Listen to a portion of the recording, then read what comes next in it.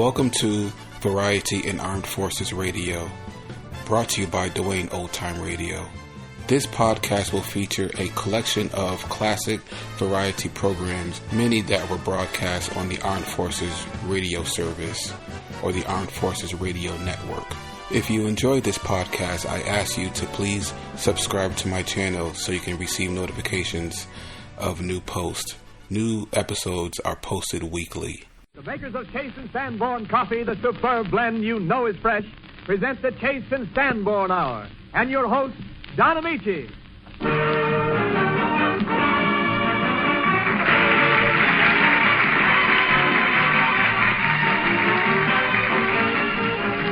This is the Chase and Sanborn Hour, and this is Don Ameche. It certainly is, and you're looking perfectly swell, Don. Oh, thanks, Charlie. What brings on this effusion? Oh, nothing. You know how it is. Only 11 more days till Christmas. Oh, I see. Well, with your help, Charlie, suppose we welcome all our friends to another Chase and Sanborn show. Yes, indeed. Welcome, welcome, welcome. Thrice welcome. And that comes from Nelson Eddy. Oh, such a marvelous voice. Simply marvelous.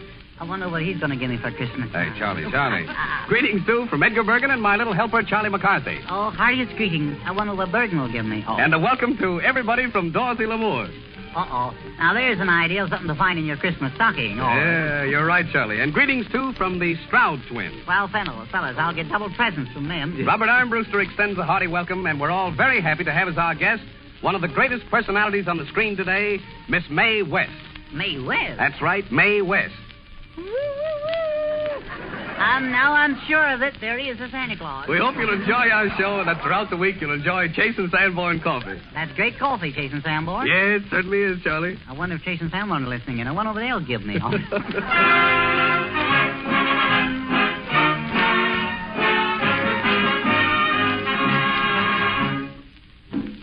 Nelson Eddy sings one of the best love songs in all American music. An old friend that we're always happy to meet. On the road to Mandalay.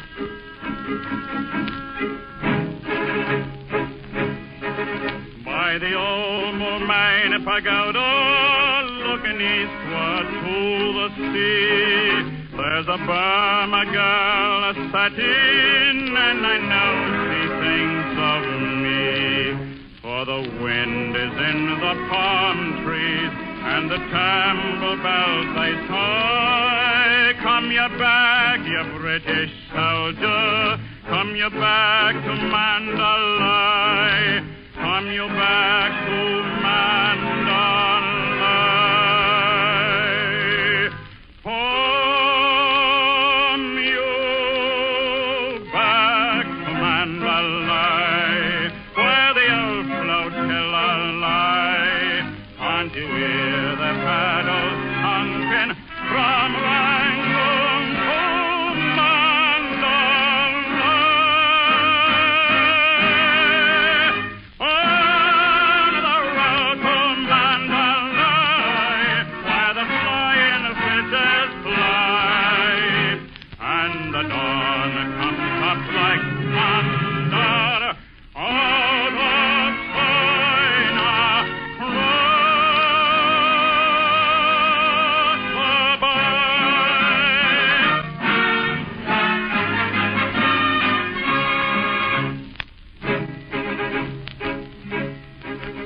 Ship me somewhere east of Suez, where the best is like the worst, where there ain't no 10 commandments, and a man can rise athirst. For the temple bells are calling, and it's there that I would be, by the old Moormine Pagoda, looking lazy at the sea, looking lazy at the sea.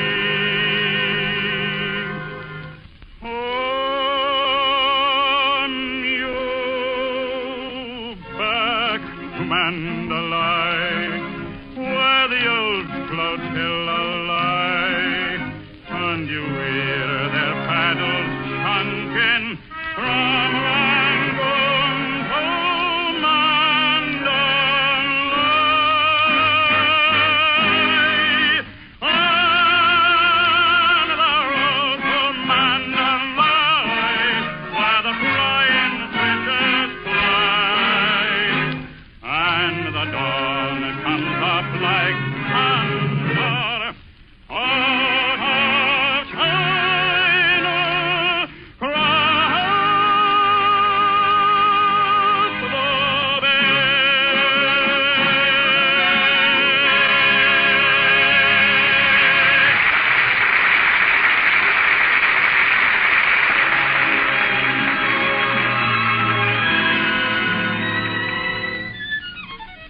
Naughty Marietta was one of Nelson Eddy's most memorable pictures. It was full of beautiful melodies, but one of the songs I enjoyed most is the haunting love song that Nelson sang to the charming Marietta.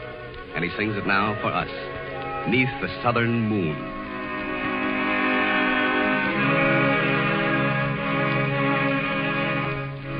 Tell me kindly, fortune, tell me, if my love shall ever faithful be.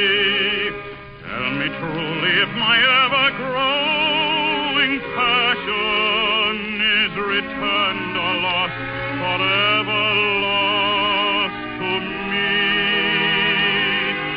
Queen of a heart, you rule forever. Queen of a heart whose power shall ever grow. Could it be so? I'll see no further, for if 'tis lost, I cannot dare not know.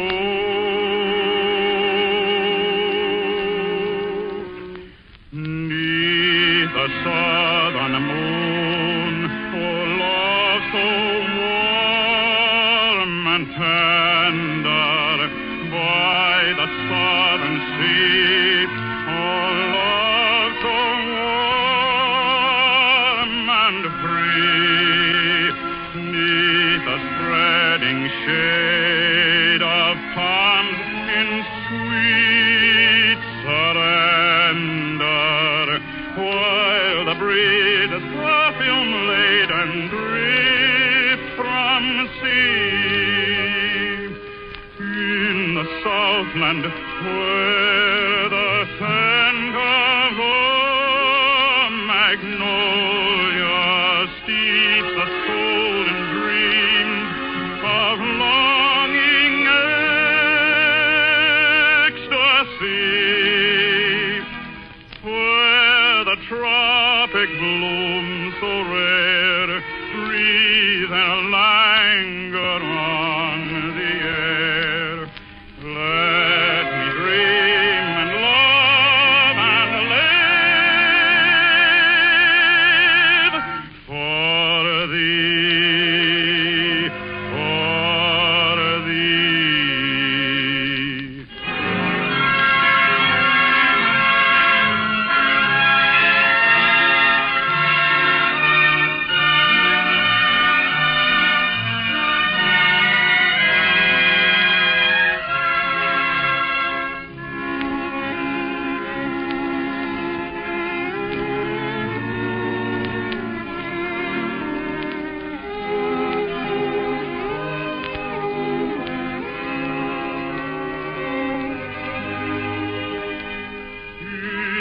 Southland, where the scent of magnolia steeps the soul in dreams of longing ecstasy, where the tropic blooms so rare breathe their languor on the air. Let me dream and love and live for thee,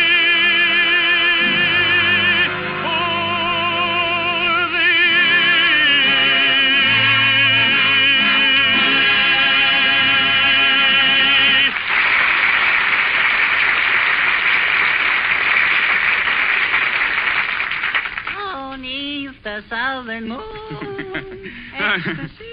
So you like that, Charlie, huh? Yeah, yes, I do, Mr. Eddie. I do. Yeah, but I still like that song, you know, Figaro, Figaro, Figaro. Charlie, you'd call that singing. Well, at least I didn't waste a lot of money on my voice. Mr. Eddie, how much can a singer make? How much do you make? Or am I being personal now? Well, I mean, I mean just round figures, you know. Well, now, I make in the neighborhood of... Oh, you don't make that much, no. No, I refuse to believe Well, now that you mention it, Charlie, how much do you make? Not a tuppence, Mr. Eddie, not a tuppence. Every time I ask Mr. Bergen how much we're getting, he says it's a benefit performance. I get it. Maybe it's a benefit for Bergen, huh? I wouldn't put it past him.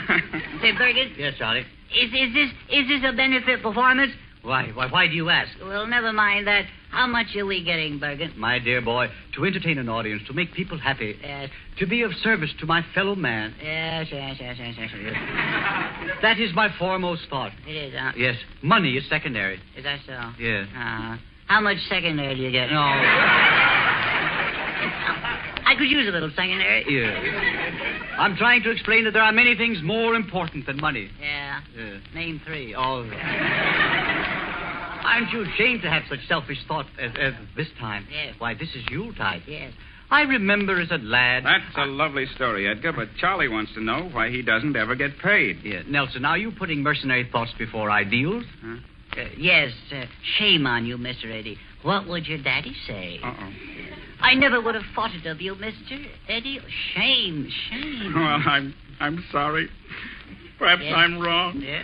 I shall go and hang my head in shame. Yes. Hang it extra low, too. I'll go. Forgive me. Oh, Pa. We forgive you. You see how sorry he is? Yes. And now that he's gone, why don't I get any money now? Well, after all, why do you need money? Well, I have to buy. I have my Christmas shopping to do. I spent what little I had on Skinny Dugan's present. You did? Yeah, I gave him my last penny for his present. Yes. Well, that was nice. Yes, it was. What did you get him? I got him a chemical set. Oh, I see. My last penny for it, too. Yes. Well, that's nice. Yes. He's my pal. Yes. The rat. Yes. I got him a lot of bottles and a book of experiments. Well, that's fine. Yes. Do they work? Yeah, of course they work. I've done 8 of them myself already. Yes. I could have done more, but I ran out of chemicals. Oh, well, Charlie, what are you going to give Skinny if you've used all the chemicals? Well, I'll give him the book. The book. Yes. And the bottles. He can get refills if he wants to mess around with it. Mess around with it. Yes. Chemistry is an interesting, fascinating study. Yes, it is, yes. We owe much to the chemists. Yeah? I paid cash for the set. No, I'm speaking of chemistry. Yes. It deals with the composition of matter. What matter? Well, any matter. Oh, it doesn't matter. Oh, yes, it does. Charlie, you see, the chemist is the man who takes the compound, divides it into molecules and elements and atoms. Yeah, that's what he does. You come up sometime and we'll split an atom. No. Please, Charlie, don't be facetious. Much of the world's progress is due to the labor of chemists. Uh-huh. Their perseverance, their patience. I have great respect for them. Uh-huh. Well, thank you. We do the best we can. Yes, What experiments have you perfected? Well, I'm working on a secret formula now for cleaning silver. Oh. What does it contain? Well, there you are. You see, it's a secret formula. Oh, I see. You won't tell me. I won't tell anybody. I don't even know what I dumped in it. Well, don't you have a formula? Well, I know a little, yes. There was a dash of this and that, you know. I took 3 fingers of sulfuric acid and a jigger of potassium chloride, dash of hydrobromic acid, and I took a pony of nitrocellulose, some stuff like that. I can't pronounce it, but I dumped it in anyway. Yes. Then I put the stuff there in the sink, and I poured it all in, and then I dumped your silverware in it. My silverware? Yeah. In that terrible mixture? Well, you know, Bergen, your silverware was tarnished. Is the tarnish gone? Yeah, so is the silverware. The silverware's gone? Yeah, and so is the sink. It's a sink? It was a clean sweep. Yeah. What a mixture. Yeah. Well, that's fine. You've ruined the silverware in the sink. Yeah, but it won't happen again. We have to charge it up to experience, you know. The janitor explained where I made the mistake. Oh, the janitor? Yes, he's a smart man, too, you know. Yeah. He's a chemist. Oh, college man, of course. I guess so, yes. Does he have a chemical engineer degree, or is it a BS? I think it is, yes. Bachelor of Science? No, basement sweeper. Basement sweeper, yeah. He has a chemical laboratory, too. We fixed up down there in the basement. I see. We're working now on a substitute for gasoline. It's very powerful. Is that so? Very powerful. One drop on a dog's tail will kill a man. Is that? It makes a monkey out of dynamite. I'll bet it does. Yes. Well, is this substitute perfected now, this gasoline affair? Well, for 2 things it is, yes. In the first place, it costs 3 times as much as gasoline. And second place, the car won't run on it. Would you care to buy in on a little of it? No. You can get it cheap now. Yes, I know. I don't think I'd care for it. You wouldn't like a piece of it? No. Now's the time to get in on the ground floor. Yeah. Before it blows up. I have a sample with me. Well, Charlie, I don't think I care to look at it. No. No, and I wish you wouldn't handle it around here. It looks dangerous to me. It's absolutely safe. I'll give you a demonstration. This is no place for a chemical demonstration. Bergen, there's the right way and the wrong way to handle these things. I know there is. Yes. Now, this is the right way. You see, like this. But some fool is liable to do this, and they'd turn it over. Oh, Bergen. Well, where are you, Charlie? I'm up there in the ceiling. Yes. Well, all I can see is a patch up there. Well, that's no patch. That's me.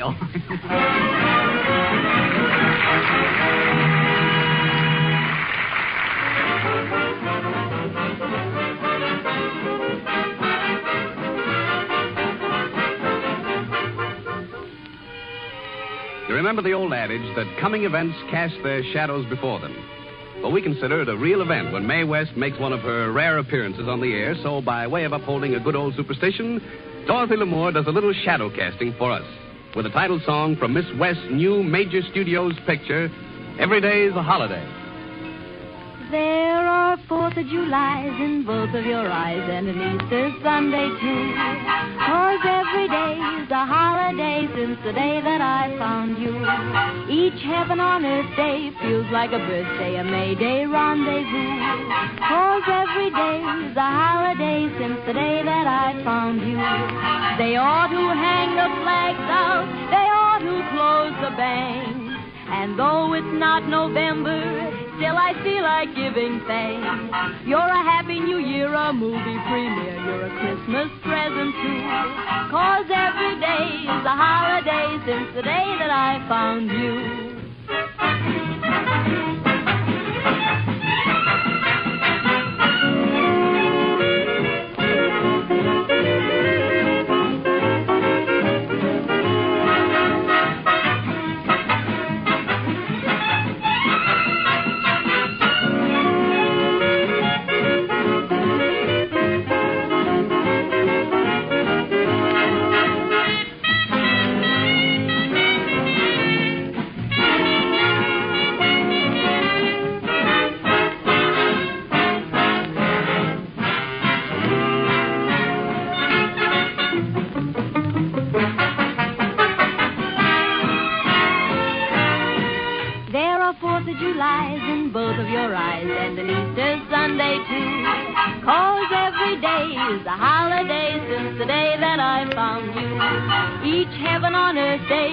Like a birthday, a May Day rendezvous. 'Cause every day is a holiday since the day that I found you. They ought to hang the flags out, they ought to close the banks. And though it's not November, still I feel like giving thanks. You're a Happy New Year, a movie premiere, you're a Christmas present too. 'Cause every day is a holiday since the day that I found you.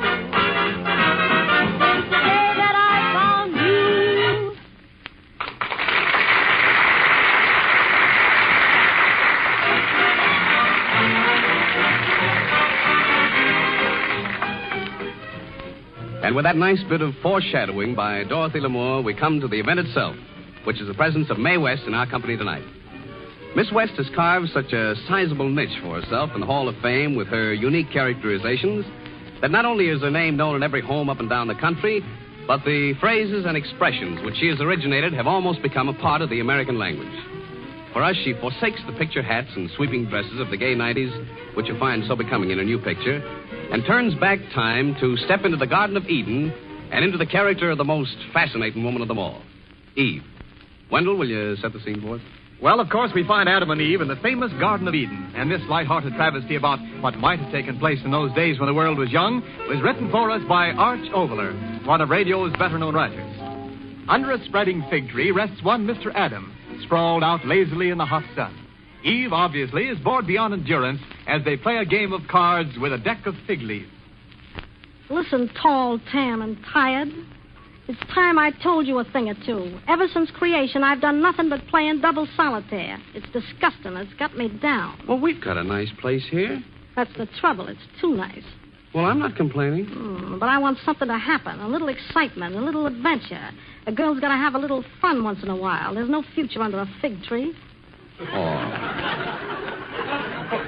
Now, come on, woman. Be like me.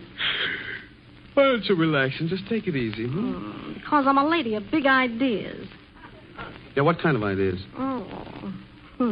You've no idea. Listen, Adam, I've got to get a chance to expand my personality. Well, go on, expand. I will, out there. Out there? You mean outside the gates of the Garden of Eden? Now you're talking. Oh, but who knows what's out there? I'd find out. Oh, no, we can't go. We've still got a lease on this place. You mean... You mean to tell me a lease is the thing that's holding me back from developing my personality? Well, a lease is a lease.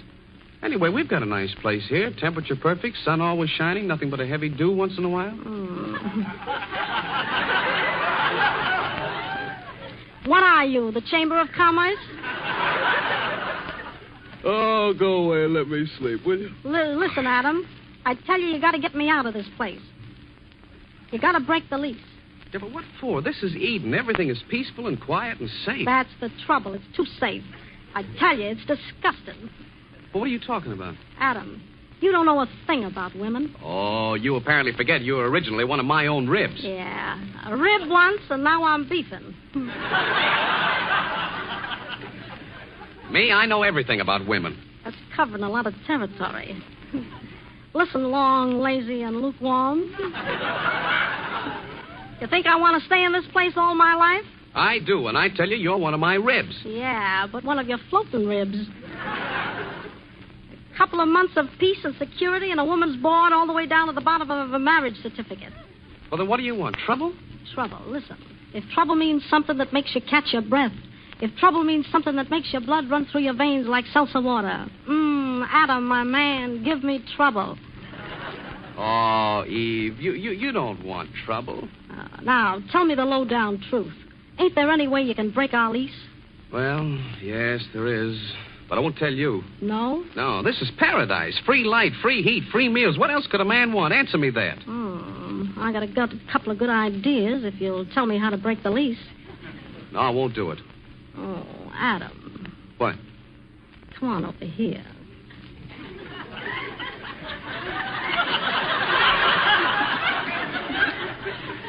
What for, to hold hands? Oh, that old game? Can't you think of something new?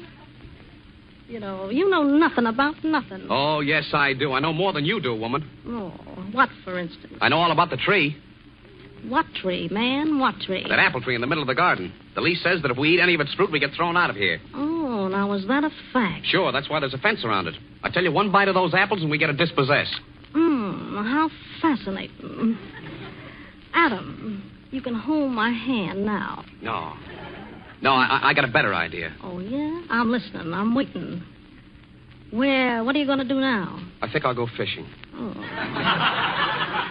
How disgusting. Now, wait a minute. You can't talk to me that way. Do you realize I'm man number one? Yeah, but I'm your number one man. Well, I'll see you around supper time. I'll be back. So that's the trouble. So it's a tree over there. Hello, tree. How would you like to do a little lease breaking for a woman with ideas, Not room enough to squeeze through those slats for a woman of my personality. Now, if I only knew someone skinny enough. Salutations, Oh, Mrs. Eve. if it isn't Mr. Snake. Hello, long, dark, and slinky. Mrs. Eve, why are you standing by that tree? Stop wiggling and I'll tell you. Listen, I know you don't approve, but I've got a little proposition to make. I certainly refuse to listen. What is it? Do you think with the proper provocation you could squeeze through that fence around the tree? That's the forbidden tree. Oh, don't be technical. Answer me this, my palpitating python. Would you like to have this whole paradise to yourself? Certainly. Okay, then pick me a handful of fruit. Adam and I'll eat it. And the Garden of Eden is all yours. What do you say? Sounds all right. But it's forbidden fruit. Listen, what are you, my friend in the grass or a snake in the grass? But forbidden fruit. Are you a snake or are you a mouse? I'll do it. Now you're talking. Here, right in between those pickets. I'm stuck. Oh, shake your hips. There, now you're through. I shouldn't be doing this. Yeah, but you're doing all right. Now get me a big one. I feel like doing a big apple.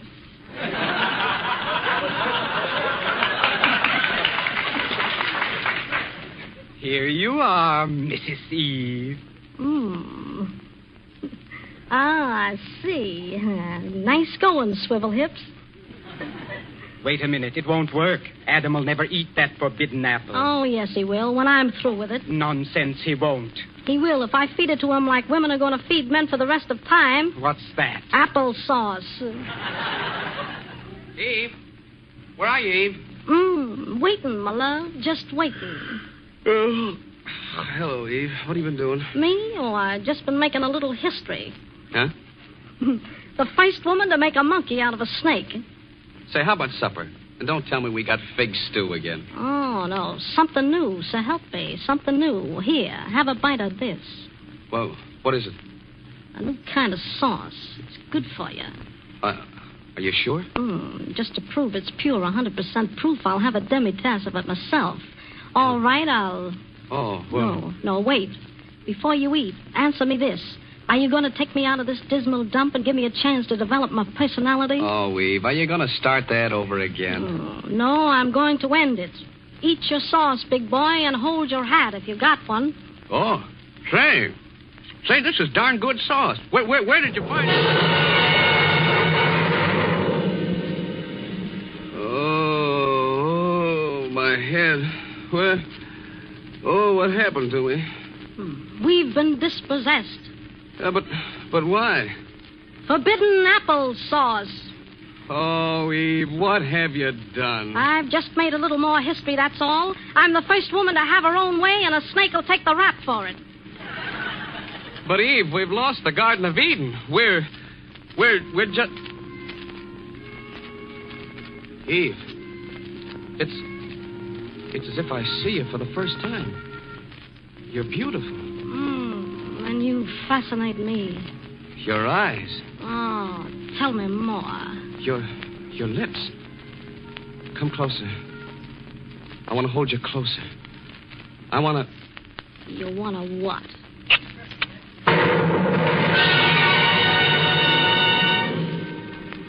Eve, what was that?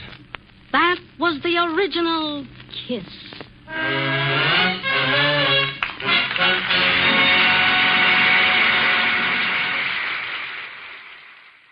This is Don Ameche in the Chase and Sanborn Hour with Robert Armbruster and the orchestra, joining me in an up-to-the-minute commentary on that old subject of love. It's a long time since Adam and Eve discovered the kiss, but we're still making good use of it, even as the inspiration for our songs. And here's one of the latest. I still love to kiss you goodnight.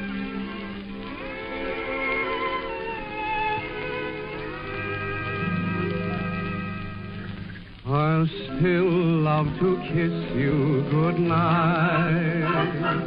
The thrill of you holding me tight grows ever sweeter the long years between.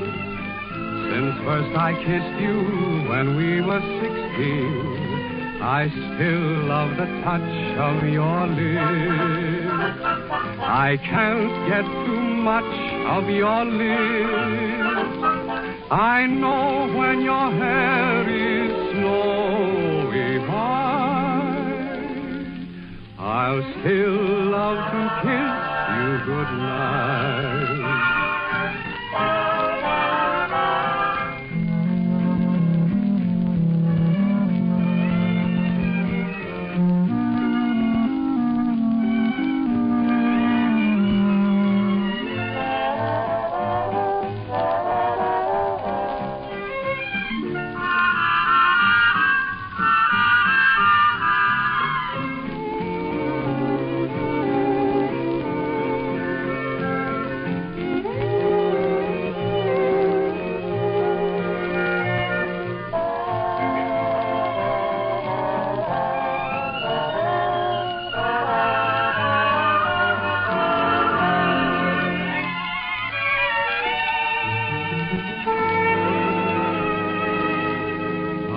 still love the touch of your lips.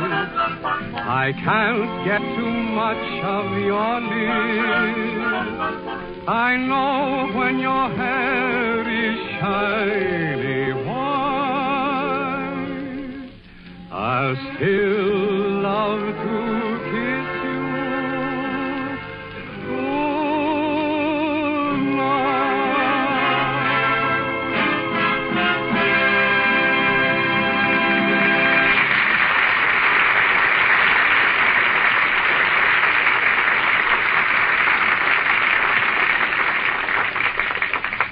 Don, that was delightful. In the past, your vocal renditions have been lilting and melodic, but this time you surpassed yourself. Oh, thanks, Clarence. Well, I see that Clarence Stroud is back in his usual high spirits. You're right, Nelson, and my recovery is due to the fact that I have ceased to worry about Claude. Remember, to be great is to be misunderstood. Well, in that case, Claude is a genius. Well, Don, some of our greatest writers were considered odd. Some of our greatest painters were considered peculiar. Some of our greatest musicians were considered crazy. I'm a genius. Move over, Claude. We have something in common. Hey, wait a minute, fellow. Save a little place for Donnie, will you? Well, you gentlemen may jest, but I feel certain that in the years to come, you, Dorothy, and Edgar will all be proud to have known Claude. Well, that may be true. Well, you never can tell. I'm convinced. Come, Josephine. Napoleon is calling. Oh, you've got me wrong. I'm not Josephine. I'm Cleopatra.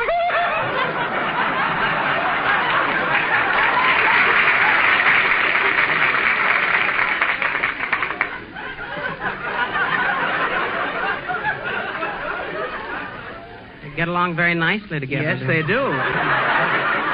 They must be geniuses, too.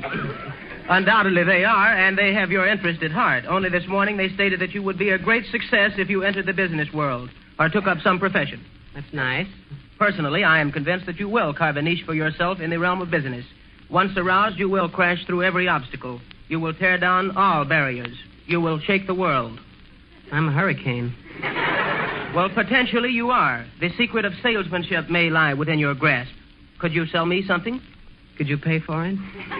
Well, that's neither here nor there. Let us conjure up a theoretical instance. You have become an agent for the latest type of model airplane. This toy has a wingspread of 15 feet. It has a flying radius of 3 miles. I'll buy one. But you're not buying this toy. You are selling it. Well, I want one. Well, don't fret. I'll get you one for Christmas. Thanks. Nothing at all. To continue, you are conducting a house-to-house campaign. A housewife comes to the door. How would you greet her? What would you say? Hello. Well, that's an excellent beginning. Then what would you say? Goodbye. Well, that's a very quick visit. Aren't you going to try to sell her something? She slammed the door in my face. Well, I don't understand. I am merely citing a mythical example. Why do you assume such an action? I asked her if she had any children. Well, that's a perfectly normal question and a sensible approach. You asked her if she had any children. Why, then, should she slam the door in your face? I forgot to ask her if she was married. At times, your perspicacity is astounding. Very well, you clear up the matrimonial point. Then you proceed with your sales talk. Remember, she is a woman. How do you appeal to women? They think I'm cute. Well, their attitude towards you does not concern me. In selling, you appeal to a woman through her children. You say, Madam, take a look at this model airplane. It should please your child. It has a wingspread of 15 feet. Her child has a wingspread of 15? No, the woman has a wingspread. Apparently, salesmanship is not for you. Would you like to be a dentist? Not particularly, no. Well, dentistry is a great profession and does a lot of good for people. You must realize the importance of sound, healthy teeth. I've had one pulled. Were you brave during this operation? Did you retain your composure? Or did you cry out? Did you yell when the dentist extracted your tooth? No, but he did. The dentist yelled? I bit him. Well, you shouldn't have done that, Claude. The man was only making an effort to help you. Was he able to extract the tooth after you bit him? It was gone. You mean the tooth had fallen out? It was in his arm. I bit him hard. Well, the dentist has my sympathy. He has my tooth. Such conduct on your part was inexcusable. Dentists have anesthetics at their command which render their operations painless. Are you allergic to anesthetics? Are you opposed to Novocaine? Novocaine? Do you object to gas? No, you can keep on talking. Well, I intend to do so. Why did you choose to undergo dental work without anesthesia? Why did you refuse to take it? He wouldn't give it to me. Well, that's inconceivable. Did he advance any reason for his refusal? Said he couldn't tell when I was unconscious. Well, I can understand a certain confusion on his part. However, good teeth are indispensable. If you will build up perfect teeth, you may even be able to crack walnuts. I can crack walnuts. Oh, I can crack hickory nuts, too. Well, that's splendid. I congratulate you. How do you crack these nuts? With your canines? With your bicuspids? With your molars? With my heel. Well, that's no way to crack a nut. It ruins the carpets. It certainly does. I can see that we have reached another impasse. You are not qualified to become a dentist. Would you like to become a fireman? Not particularly, no. Well, firefighting should appeal to every red-blooded man. Picture this scene. You and your fellow firemen are battling a big blaze. 10 streams of water from the left, 10 streams of water from the right. Thousands of gallons of water pour in from every side. Are you getting inspired? Getting awfully thirsty. Well, your point of view is certainly peculiar. I'm a genius. Well, I forgot about that. As a witness of fires, you must know the method of procedure. When a fireman enters a burning home, what is the first thing he does? He hits the piano with an axe. Well, you have been observant, but suppose there is no piano in the house. Then what does the fireman do? He sulks. You are growing progressively more difficult. In the past, you have shown a tendency to favor opinions expressed by Miss Lamour. Perhaps she may be able to save the day. Is she a fireman? Well, no, hardly. Dorothy, I have been endeavoring to persuade Claude to become a fireman. What do you think of it? Oh, Claude, that would be so romantic. I think you'd look awfully cute in a uniform. Do you, Dottie? Yes, I do. Would you wait here until I get back? Certainly, Claude. Where are you going? Going home to get my Indian suit. Oh, but I mean a real impressive kind of uniform. You could be a colonel, you could be an admiral, you could even be a general. I could be Santa Claus. Oh, yes, you could. And you'd make a very sweet Santa Claus, too. So would you. Oh, but Claude, if you're Santa Claus, you can only wear your uniform once a year. What'll you do the rest of the time? To grow a beard. What'll you do? What will I do? You're going to spend a year growing a beard, and you ask me what I'll do. Are you bugs? Are you nutty? Are you crazy? I'm a genius.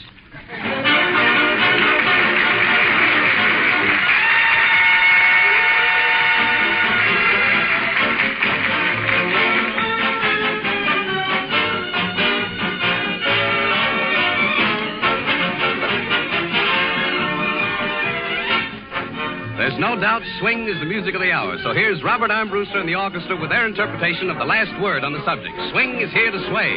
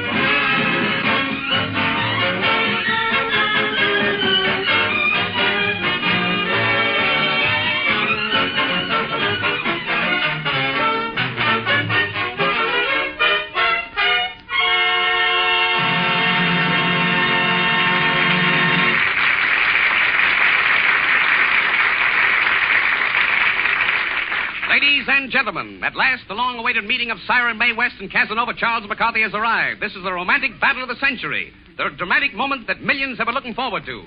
Tension is running high, and so are the bets. The odds are Mae West 5, Charlie McCarthy 3. There's some talk that Charlie will weaken. They say no man can resist her. But there are others who feel that Charlie will vanquish the vampire. Wait a minute. Last-minute flash. There's been a drop in the odds. Mae West 4, Charlie McCarthy 4.5. Let's get a word from the challenger, Charlie McCarthy. What have you got to say, Charlie? It looks like a tough fight, Mom, but I think I'll win. Why do you say it's a tough fight? Well, my opponent's in great form. He's had lots of training. What do you think of your chances of winning?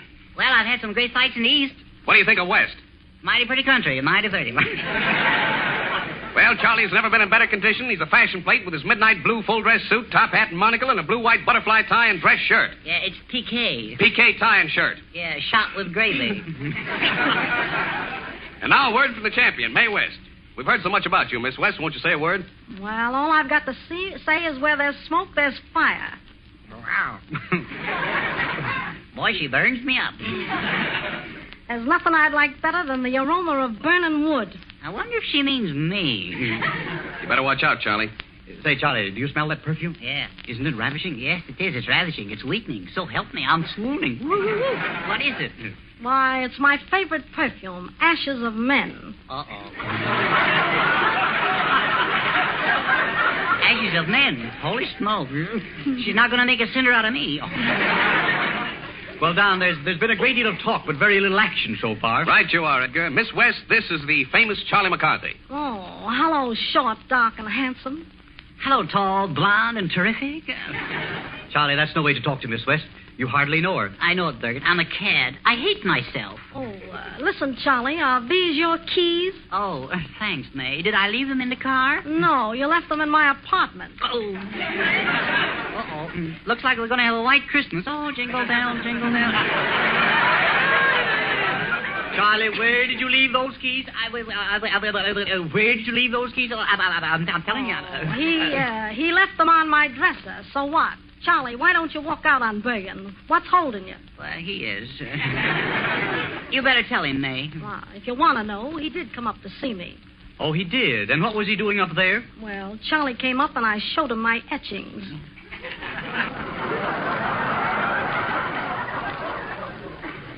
And he showed me his stamp collection. There you have it, Bergen. There you have it. Yes. So that's all there was to it. Just etchings and a stamp collection. He's so naive.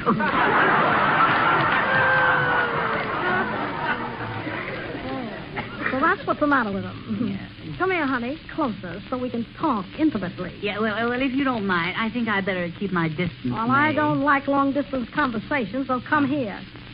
I thought you were going to have a nice long talk Tuesday night at my apartment. Where did you go when the doorbell rang? Well, I tried to hide in your clothes closet, but two guys kicked me out. So I went out the back door. Don't tell me you went out through the French windows. I'm on the third floor, you know. Oh, so that's what it was, the French windows, huh? I was going to say you were pretty skimpy with those back steps. Oh, you look pretty good to me, Charlie. Come here. But I thought you only liked tall men. Oh, that was my last year's model. This year I'm on a diet. Oh, so that's it. He's on a diet. Yes. Tell me, Miss West, have you ever found the one man in your life that you could really love? Sure, lots of times. Oh, could you even like Mr. Bergen? Oh, Mr. Bergen. Well, of course. He's very sweet. In fact, he's the right guy. Confidentially, you'll have to show me a man I don't like. That's swell. Bergen's your man. You know he can be had. On second thought, I'm liable to take him away from you. Then what do you say? Well, if you take Bergen away, I'm speechless. You ain't afraid I'd do you wrong? Well, now that you ask, Oh, you're afraid I'll do you right? Well, I'm slightly confused. I need time for that one, Mae. That's all right. I like a man what takes his time. Why don't you come up home with me now, honey? I'll let you play in my wood pile. Well... I'm not feeling very well tonight. I've been so nervous lately. I think I'm going to have a nervous breakdown. Wait, there I go. Oh. So, good time Charlie's going to play hard to get. Well, you can't kid me. You're afraid of women. Your Casanova stuff is just a front. A false front. It's not so loud, Mae. Not so loud. All my girlfriends are listening. Yeah, you're all wood in the yard long. Yeah. You weren't so nervous and backward when you came up to see me in my apartment. In fact, you didn't need any encouragement to kiss me. Did I do that? Well, you certainly did. I got marks to prove it. And squizzers, too. Oh, that's too much. This is too much. Well, get this. I don't need you. I got all the gentleman friends I want. Why, I got men for every mood. Men for every day in the week. Monday, Tuesday, Wednesday, Thursday, Friday. A good man Friday, ass, and a good man Saturday. I change my men like I change my clothes. And you... Mae, you're not walking out on me, are you? I've got a reputation at stake. No man walks out on me. They might carry them out, but they never walk out on me. I'm mad about you. I love you. I've acted like a fool. That wasn't acting. Come here. I'll show you how to act. Oh, but Mae, don't be so rough. To me, love is peace and quiet. That ain't love, that's sleep. Oh. Now, cut it out, Mae. Cut it out. Help me, Mae. Ameche, help Eddie. Oh, call on Ameche. Call Bergen. Call everybody. I don't need any help.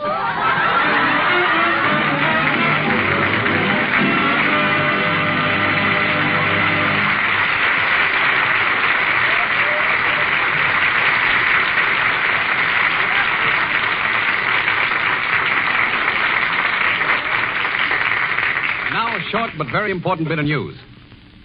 Every day, thousands of people are receiving their big free likenesses of Charlie McCarthy. And you'll want Charlie, too, for he's over 20 inches tall, made of heavy cardboard, and printed in brilliant color.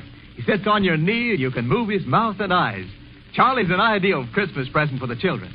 Remember, you get Charlie free. Just mail us 4 bag fronts showing the date from 4 one-pound bags of Chasen Sanborn dated coffee. This offer will last long enough so that you can buy your dated coffee as you need it. Just 1 pound at a time. Then you'll know that your coffee is fresh, free from the rancid, bitter taste of stale coffee and the harmful effects it may have on your system.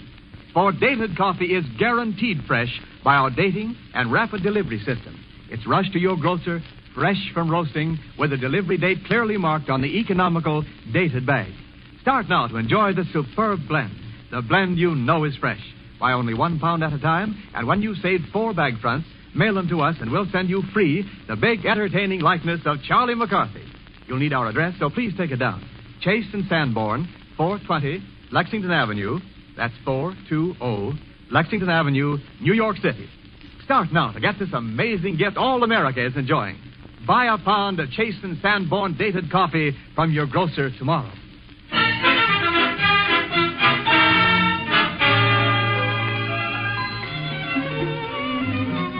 Nelson Eddy sings a grand comedy song from Naughty Marietta, the amusing story of the owl and the bobcat.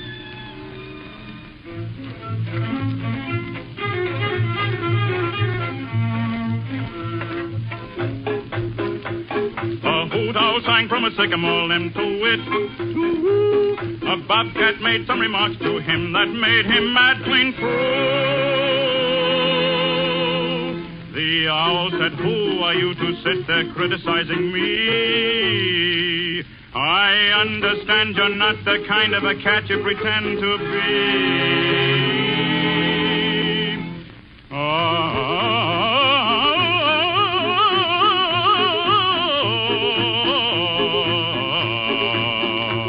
The cat replied with just one big meow, meow, and I'm pretty sure the owl knows better to know. He knows better to know. A hoot owl sang from a sycamore limb to wit. Oh, whoa. A bobcat made some remarks to him that made him mad clean through. The owl said, "Who are you to sit there criticizing me? I understand you're not the kind of a cat you pretend to be."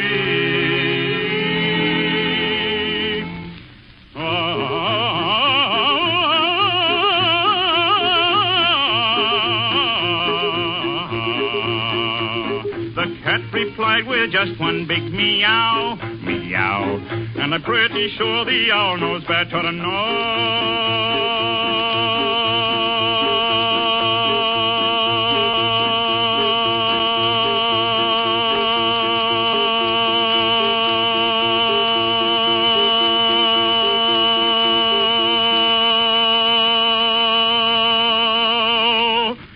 Oh,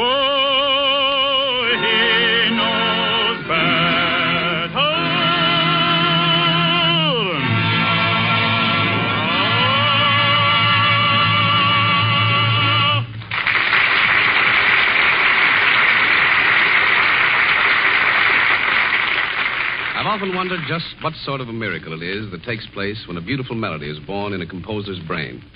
Some gateway to the spheres must open so that he may write down what ordinary mortal ears could never hear. Such a melody is the one that Nelson Eddy sings for us now. Rachmaninoff's In the Silence of the Night.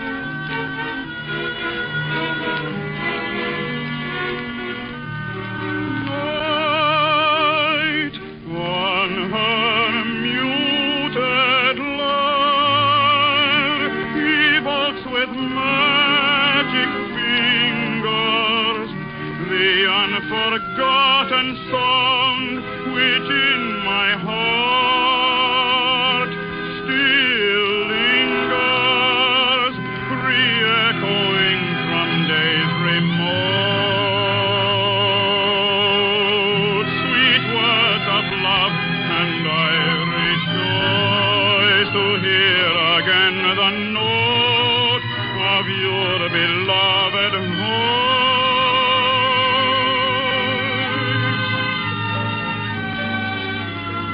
Ancient passion wakes, and in the darkness glimmering I seem to see your eyes, two liquid stars are shimmering.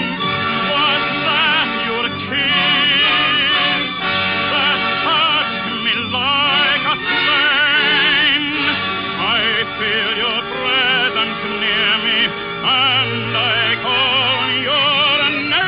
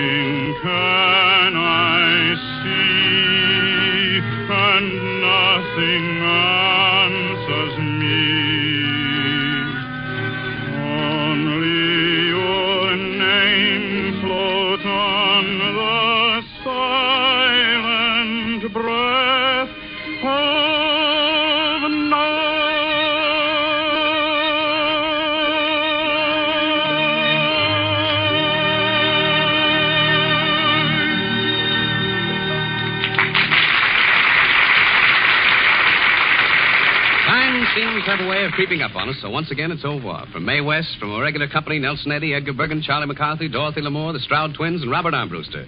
And may I say to all of you who have listened to this broadcast that this hour with you is made possible by your purchases of Chase and Sanborn coffee. Such purchases are the best way of telling us you enjoy our show.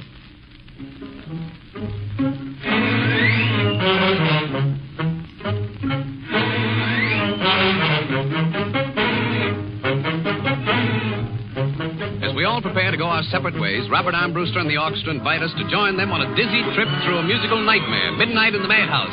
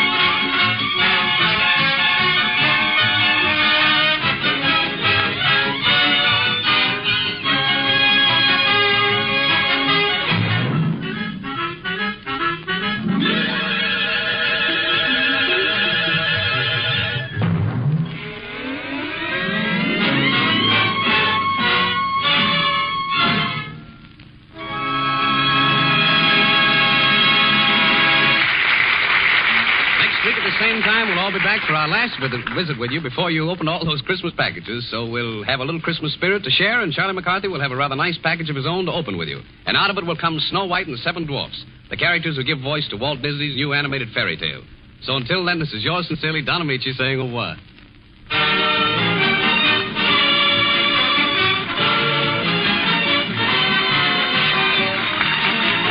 This is Wendell Niles speaking for Chase and Sanborn. This is the Red Network of the National Broadcasting Company.